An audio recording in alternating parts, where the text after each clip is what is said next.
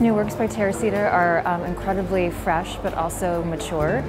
She has a long practice of making works with paper and drawings, but I've never seen them be at this level of complexity before.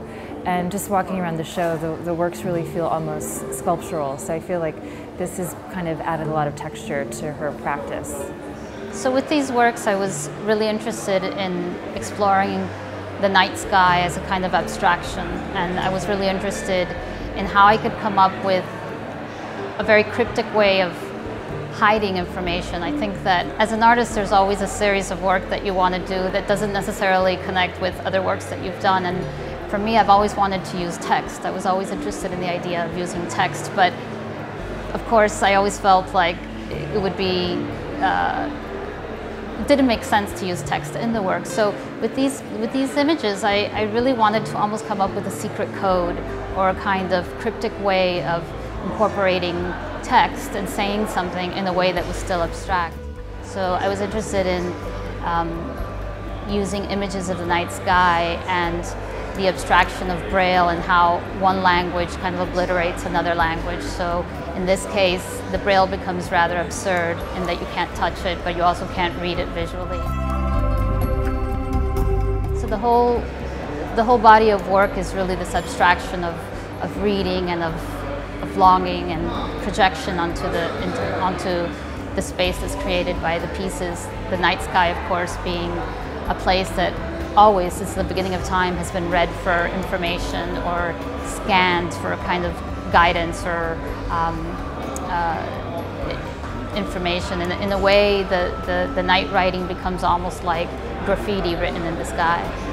It's dazzling as well as illuminating, because it's very reflective and self-reflective.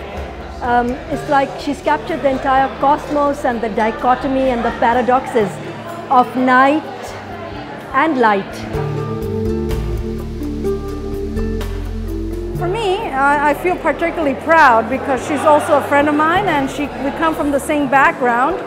And being of Cuban heritage, you kind of relate to things a little differently. And I think she really took the road less traveled, and she's extremely good and successful at it. And I think she has a long way to go.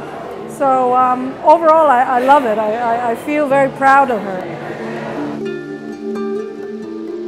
The works that we see here now are, I feel that they are accumulation of all the other landscapes she's done in very different mediums, and it's a really kind of, it embodies all her concepts in one. And especially these are very unique because they are two-dimensional, unlike the other works that she does normally three-dimensional works. So these are highly unique, not only because they are made at STPI, but she really was able to transport and transform and translate her three-dimensional ideas onto two-dimensional surface. Yeah. So I'm really happy with this project. I couldn't be happier, and I'm really thankful to her for spending the time and putting all the effort and research. I'm so happy with the result. When I see all the reflection of each Braille, I thought it's really so amazing. When we are making it, we don't see, but when we see in the gallery, it's all there. I'm so happy about it.